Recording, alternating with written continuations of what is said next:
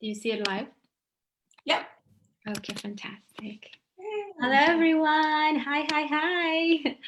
This is Dr. Arayeh, your rapid transformational coach in the areas of personal development, relationship, and conscious parenting. And I have only one mission, and that is to empower you to live your authentic self and your full potential with ease and grace and joy. And today I have Goly from Vancouver, Canada, and I'm so blessed to have her here. And we're going to talk about divine feminine and mindfulness and all the awesome things.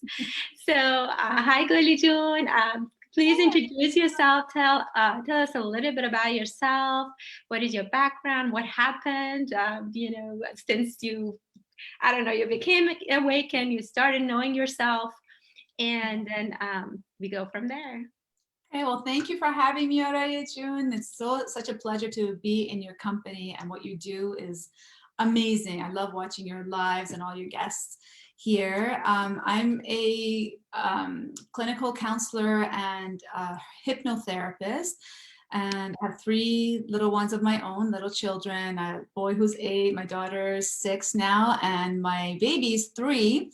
And so the way that spirituality has always been part of the fabric of our upbringing. You know, we always talk about it all the time. God's with us, prayers are with us.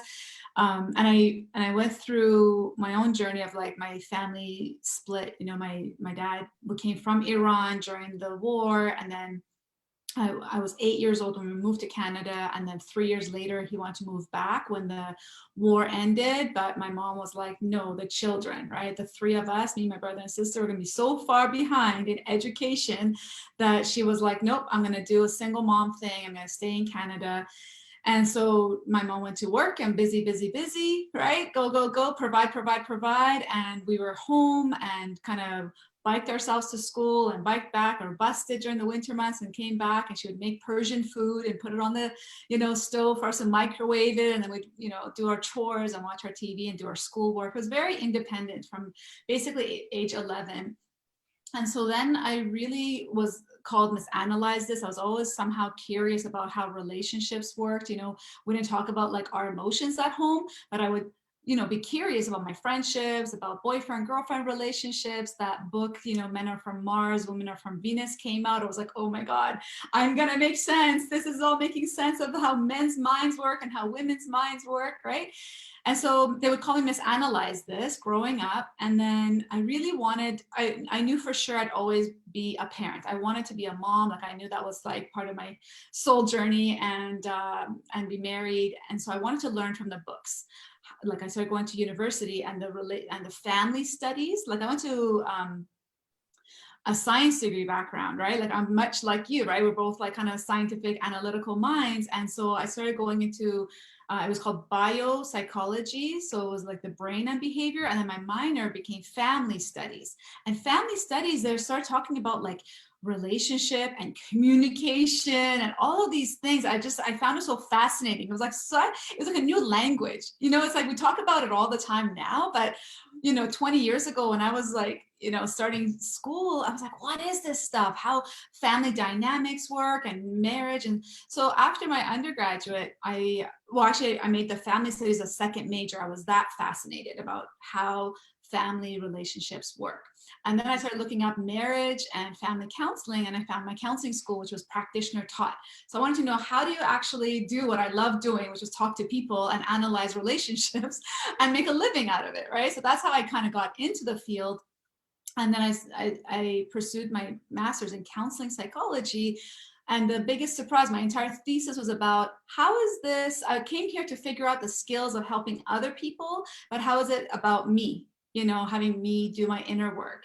And there was this Buddhist psychologist that was one of my teachers, and he became my thesis advisor. And 5 of the courses, I was like gravitating towards him because I just love this idea of like mindfulness and presence, and how do you apply, because it's like applying the spirituality, and I was like, this is kind of like the prayer and namaz that I grew up in, like a Muslim culture. I'm like, is this kind of like yoga, and then the meditation is, I started to get fascinated about the connections, the interconnections between spirituality, the different spiritual teachings. I grew up Sufi. and then how to actually apply it to our health. But I thought I figured it out. This is the thing, Arayeh, and I keep telling you, I thought for 7 years I was like counseling and I was doing all this stuff with families. I thought I figured out all my stuff and healing my stuff until I had my own kids. And I know this is this is like a common got work to do. right? I'm like, well, I kind of know it all in here. I'm very like, you know, analytical and rational and cerebral. And this is the formula. This is how you're supposed to communicate. You say, I feel this when you do that, please do this. I'm like, simple. It's a formula. I loved formulas, like science formulas, right? And then I started to notice this whole wave of emotion. I'm like, what's going on? Like I'm not able to apply the formula, damn it, somebody help. The book says I'm supposed to utter. Like, where is that feeling?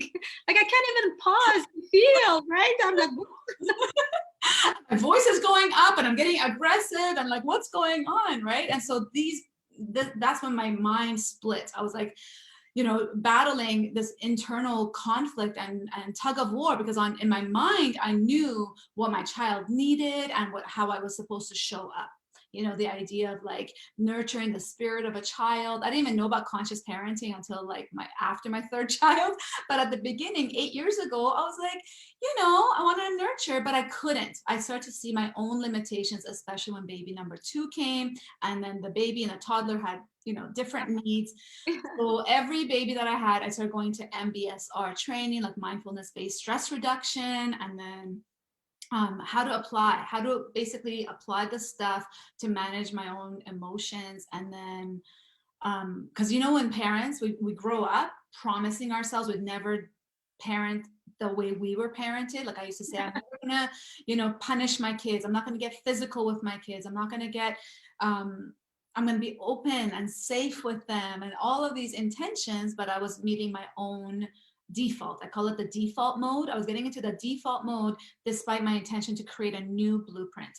So that's kind of what gave birth to my going inward to really start to heal. I think awakening, like our children. I'm really trying to work on I think a book is coming out of me from, you know, the journey of parenting and how that is our path to awakening our children, you know, both the love that we have for them and the way that they challenge us every single minute of every single day.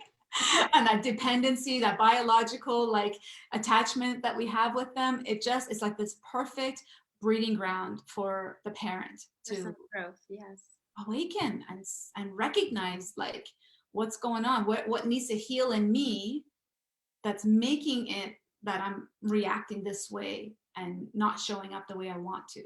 You know, beautiful. So where does mindfulness comes in here?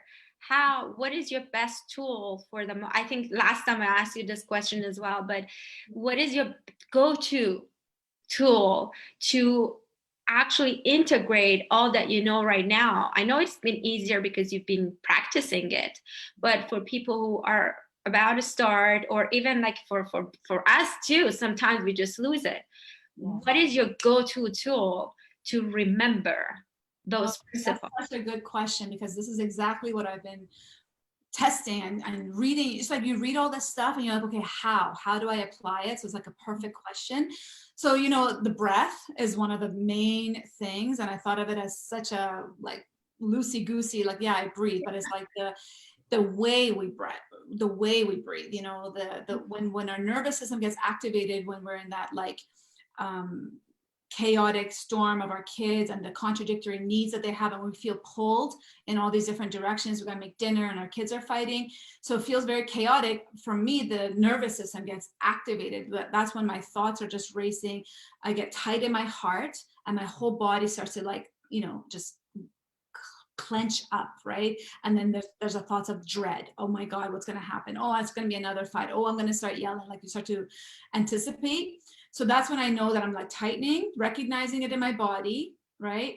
It's happened enough times. And then learning how to like breathe in like 4 or 5 seconds, hold, and then exhale long, 7 seconds long, you know? And at least doing that until I feel a shift. You know, it doesn't really take longer than 3, maybe 5 breaths. And I remember on Dr. Shafal, like in our Luminous group, I posted once, I'm like, sometimes when I'm trying to breathe and I'm like activated, it feels like a dragon, you know, breathing fire onto the, fueling the situation more. Like it's hard, right? So the other thing is I've learned to put my hand on my heart. It is such, because especially for us overthinkers and we're trying to like do everything from the mind, the hand on the heart just brings us back to out of our heads into our heart, connect to the body. And then usually I go from anger to this more vulnerable, like the feeling underneath was, you know, anger is that iceberg and underneath is the more vulnerable, delicate. So usually some kind of emotional shift happens. As soon as I go like this, and I breathe, you know, and I tell myself sometimes like a mantra helps too. Yeah, That I I go, just wanted to mention that. That's beautiful. So you mentioned this is how I work with it too. So I have 3 things. We associate that. I usually suggest that, for example, when you meditate in the morning, when you're calm, and then just allow 1-2 minutes to really raise your vibration up. And then when it's really, really high and you're at the highest joy and highest peace and highest gratitude, then put your hands on your hearts and yes, then say a mantra. So you're associating this hand gesture with the mantra. So in the middle of the chaos, as soon as you put this, you put your hands on your heart and you say the mantra, because the body has been programmed in the morning, at least for 2 weeks, we have to do that. Then we can instigate that state that we were in the meditation during the day, in the morning. So we can tap into that feeling right away because we've programmed it.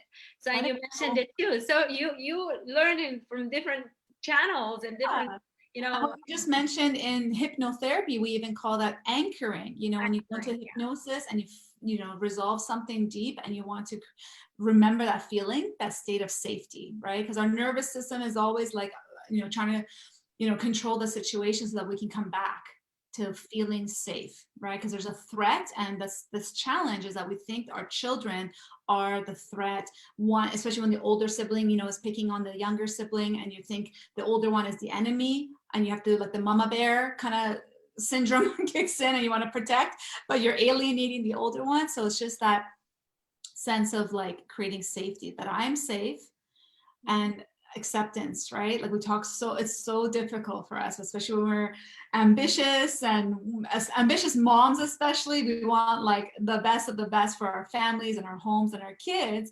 And so accepting or making peace, right, with ourselves the way we are. My good friend Carol, she's also a parenting coach, and it's all about saying I'm at peace with myself the way I am. I think of it as acceptance, because it's been so hard for me to accept the situation and myself as we are. Same with my children, same with my partner. And, you know, he's the hardest one, because I'm always trying to like pick on him and fix him because he's the other adult and he can handle it, you know. Teach him. I remember 3-4 years ago, I said, you know what? We can't do this. I need 2 hours of your time. Let's go to Starbucks and I'll teach you conscious parenting. Right? Oh my God, I know. It's so hard because Dr. Shafali always says, oh, one conscious parent is enough. I tried to do it 2-3 years, and I'm like, okay, you know what? Now it's time. Let's get on that date. So How did it go? Slide and taught him conscious parenting. Yeah. How is your husband, like, how does he receive that? Because He received it really well. So people always ask me, because there's always that question, right? How about my husband? So and Dr. Shafali is absolutely right. One conscious parent is enough, but it's going to be harder, right? So it's really good that, because you have to give the antidote to the unconscious parent as well, give the antidote to the kids regarding the unconscious parent. So when you're both trying to be conscious, at least, or it doesn't mean we're always conscious. We certainly lose consciousness, but as soon as we become conscious, then we come repair, right? I'm sorry, my mommy got unconscious. I shouldn't have yelled, and all those things. So we can repair, so that the kids won't internalize that feeling. They don't feel that, oh, I'm bad to be mad, or I'm bad to be sad, right? So I want to be honest. It has been much better. It's been much easier. I don't say this to my clients, because the clients like, oh, I want my husband, and I really encourage them to bring their husband. But if they're not, at least they'll see by example. They see how things are getting better, and the relationships are getting better, and the connection is deeper. So right now it still does it, but we kind of replace each other when we lose consciousness. So, and then it's so important to just acknowledge this to the kids, that it's not them, right? It's not them. Daddy lost consciousness, I lost consciousness. When my children were little, I remember I told them the wolf, my wolf got out, because that was the name of our ego, right? Yeah. Ego is the wolf and wants to protect us. Ego is not bad, wolf is not bad, but wanted to protect us. But they would know that it's not me, it's not him that is, hating him or anything, because that's what they feel, right? When I we love hear that. angry. I Yeah. love that there's like the wolf, I say to them, I became monster mommy, like they understand monster mommy. And then like you said, like if we can create some sort of humor around it, then I remember like my mom, I don't know if it was Persian culture and the whole hierarchy of power, and she was very scared to lose control because she was scared in like a foreign country to have us, like especially what you think of the West, that kids are going to run wild and there's going to be all this stuff. So she was afraid to ever lose face. You know what I mean? So I never remember my mom ever apologizing for anything until I was like in my 20s. She Are felt you lucky? really. Not my age, but no, my mom is like, what? Still. Yes, it's so much like we have a name for it, like porur, right? Like it's pride. And it's like, no, this is my position in the family. If I own a mistake, right? Which benefits the child because, like you said, they don't internalize it. We show them that we're also human, we're fallible, we can make mistakes, and then we can do retakes. But it's again the first generation, of parents that are actually doing this now. So that having compassion. But it's worth it. It's Yeah. worth it, because believe me, like this has been 6 years, and it up until 2 years ago, I still thought at the back of my head, Mhm. like, is this really, like, they should obey, they should, I should be the parent. I was still doubting it, right? Yes. Thank goodness it's all, the doubt is all gone, because I know it in my bones that no, this is the way to parent. I see a bunch of beautiful ladies here. Cheryl, Shar, Connie, thank you so much for joining. Tell us where you're from. Share the video if you can. And thank you for your presence. If you have any comments or questions, leave them here. Goly, we want to talk about divine feminine. I really like that phrase, and it's just so exotic. Talk about it. What have you learned about this? And how can we tap into it? And I mean, I think this is like the flavor of the day. You had sent me Anahita June, I think, her site, and I had seen another one. It was all about like, getting into this feminine energy. And for us career moms, I found that I've gone completely off my feminine nurturing, even my sensuality, my body, my movement, like all of these things that are just so flowy and fluid, and into like the very rigid masculine do. These are again the formulas, and go, provide. And my husband, he's been, off work for like 4 years. Luckily, he's home, and I've seen him kind of tap in, because we have the divine feminine and masculine within each of us, like you were speaking to, like the yin and the yang is inside us. So as I became more masculine and toxic masculine in a way, kind of going out of the home and work, in my head, he was like becoming more nurturing and learning to balance it out. Right, we totally balanced it out, and I was just like, wow, what is happening? And I started to lose my connection, and I was like, even to him, I think when you said earlier about how we influence the partner, my husband is like he's Afghani, he's very stubborn. So, and he was a cop, right? So he was like, no counselor is going to tell me how to do anything. And we're both firstborns of two families, both come from two firstborn moms. So it's like this power struggle, and we were kind of given a lot of power in our own families. So I wasn't yielding to him and he wasn't yielding to me, but I realized that I became very, in a way, like when I became so masculine, toxically so, I was criticizing him. I was coming from a very controlling, forceful, not an emotive, not from my heart.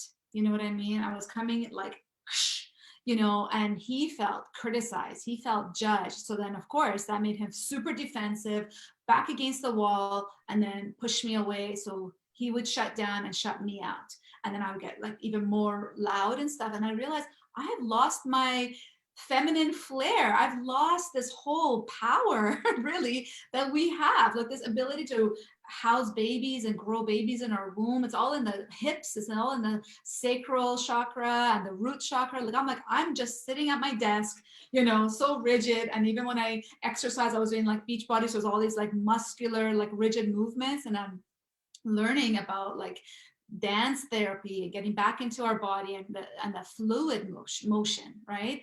And so when I started to just like lay off of him and really nurture and love me, but that required me really taking the time to know that I'm interesting enough, you know, I'm lovable enough. I had to do a lot of mirror work to myself and really catch the critical mind, because it was also the way I was thinking. I was like, I need to fix everything. I need to correct everything. As a perfectionist, you know, the masculine energy is very fix it, right? So I was always looking for some kind of flaw, until I started to be like, no, I gotta like look at what is the beauty, right? Really talk to myself like, you are beautiful, you are loving, you are deserving, you are and then this idea of divinity that's within us started to just come out. And so the more I became kind of entranced in a way with myself, and like just laid off of him and just started to enjoy my own company, the more he was also drawn. He was way more open, right? Because I was not seen as a threat to him anymore.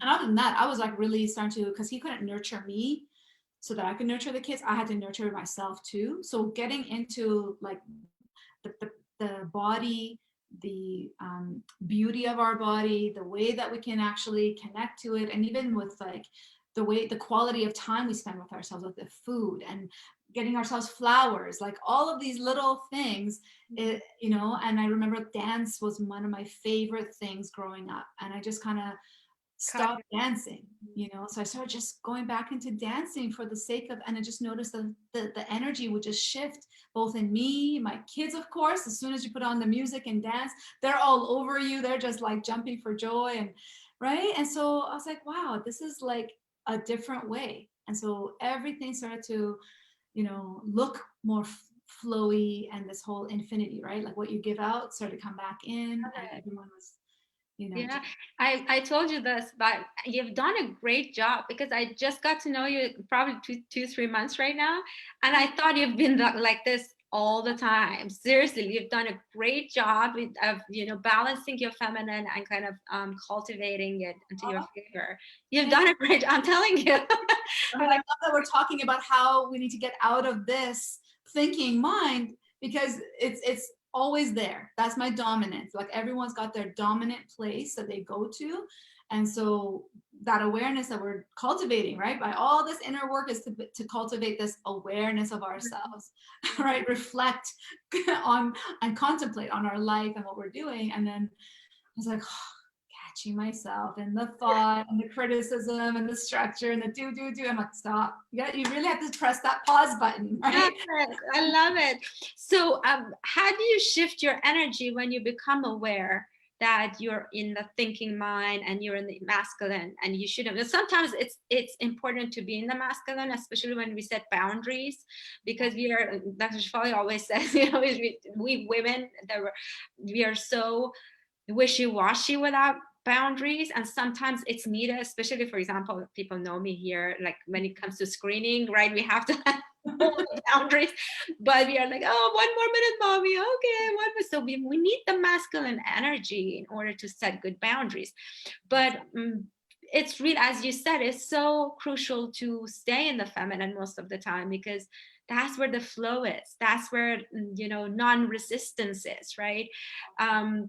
So what is your best tool in your body? So we talked about breath, and you can actually choose a dance move while sitting, of course. Yeah. That will pull you out of that masculine, toxic masculine, as you said.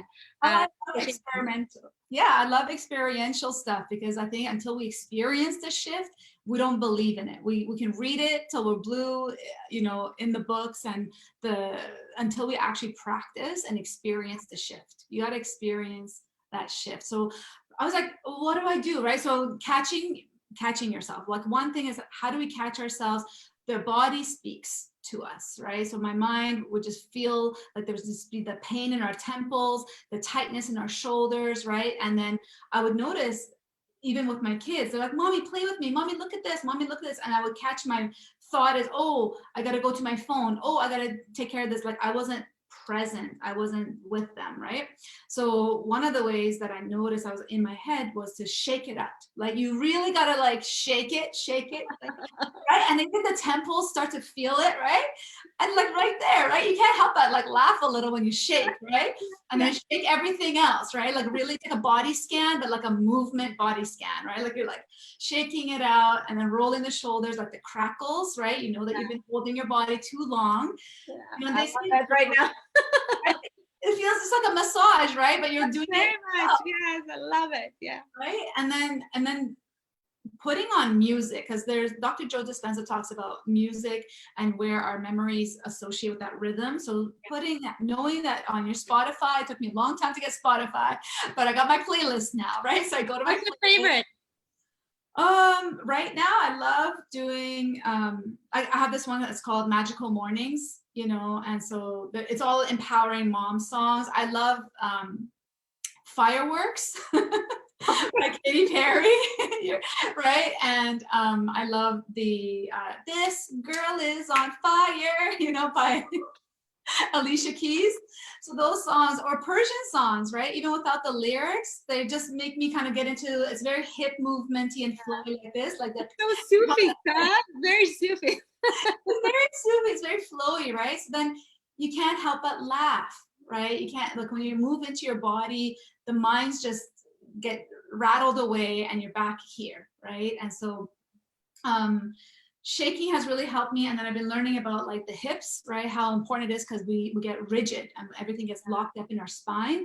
So just learning how to, like, you know, either do figure eights or circular movements. And that's kind of the same as the birth process, or the anything flowers, everything is in circular motion, right? So that's the source of our creativity. And we need to have creativity. We need to tap in, right? The reason we get into that flow is so that creativity can emerge. We can create things from our essence, not from this limited mind. Right? We talk about this all the time. All the time. And I want to mention, I want to plug in Anahita Jun. For anyone out there, anahitajun.com, I think that's her website. And she doesn't even know me. Maybe I'll bring her someday. Yes. But she actually had a morning routine. I learned this from her. And I go to the ocean every other day when I run, and I stand there, I take off my socks and I shake. And people are like, what are you doing? So I'm like shaking, and you know, and she said, you go like, ah, and then you go, ooh, and you go, and go, it's really cool. And you shake your head like this 9 times. It's so fun. I love it. At the beginning of my routine, I do that. And I'm sure people are like, oh my gosh, she belongs somewhere. But it looks great. This is exactly what it is. I want to break the shame or the embarrassment or the dimming that light, because we have, like, you know, we've disconnected from that feminine, fluid, flowy energy. We've learned to judge it as, oh, what's wrong with her, you know, like, but it's the experience. Well, how do you feel? Let that be our compass. You know, our inner compass being how we feel, following the joy, the breadcrumbs of our joy to our soul's calling, you know? And if we want to show up for our kids, we can learn all of the parenting theories again, right? But until we're energetically in that space, in that flow, and kids pick up our vibe way more than what we say, right? They pick up our energy, our aura. That's our first language, right? And even on our skin, they've done studies where the children can pick up like how you're feeling based on the sensations on your skin, on touch, right? So that's the easiest, fastest way for us to energetically be in that space. Because I used to be doing it from the mind. I used to be doing it from the theory says this, the book said this dialogue, I'm going to do my part, then you're going to respond. But it's the tone. It's all like, we know 95% of communication is non-verbal. Right. So I found it. And it's also when you have kids, I don't know, I think even with teenagers, like I work with teenagers and their parents for the last like 14 years. I go into their homes and just getting the parents laughing and giggling. I have a client who herself was, a therapist for families back in Germany. And so she was like talking about this he, ho, ho, ho, ha, ha, ha, like the laughter therapy. So on her couch, these are like teenage girls who are just like secluded in their rooms. They're not coming out. They're not doing well with COVID and all of these things and drugs and isolation and all these things, right? Their mom starts to tell me about laughter because I have the gift of being able to laugh at myself. So I make everything kind of feel light and more accessible, even the most difficult situations. So they're hearing their mom laugh. And then so she tells me about the he, ho, ho. And so we're practicing this on the couch. All of a sudden, it's like little magnets, like the kids come towards their mom. They start to hang out in the open kitchen and they're starting to like, but they got all curious. And then she messaged me later. She's like, oh my God, my kids were like, we love it when she comes over because it released their mom's energy. Yeah. You know what I mean? Especially during COVID times, all right, June, like it's hard to be conscious. It's hard to take the kids off the screens. And the older the kids are, they start to go into their own rooms. This mom was telling me, she's like, I'm in my room watching my Turkish, soap operas that are very addictive. One girl is in her room just like creating a huge mess, and the other one is in her room, and we're not even interacting, and we know the bond is everything. Yes, and I think one of the reasons psychologically that this works is because we all have these inner children in us. And what's the language of a child? It's play, right? And when we do this, it's kind of play and place. Anything that is fun, that is purposeless, right? It's just the purpose, just to have fun. And it's so hard for me because whatever I do needs to be purposeful. So whenever I do this, it just makes me feel, it connects me to myself. It brings my inner child happiness and joy. I remember I did this hypnotherapy like 8 years ago, 9 years ago, and she said, oh, you're this child and you're happy and you're joyful. I'm like, I burst to cry. I said, no, I don't remember that, because I always was this responsible kid and I had to to do everything the best manner. So that is why this is working for us as adults, and then children get attracted to us because that's their language. Play is their language, right? So I want to tell you something funny. So there's another Persian lady I like to plug in. Her name is Sahara Rose, I think. I love Sahara Rose. Yeah, she's like Kundalini awakening. I know. So my daughter's 13, and she started doing this twerking. Yes. So it was like, I don't know, it was a thing the last year, maybe they started to have that. I really didn't like that because it's not polite and it's not, you know what. And then when I saw Sahara and she was doing it, she said, you're going to open your root chakra by doing this. I'm like, okay.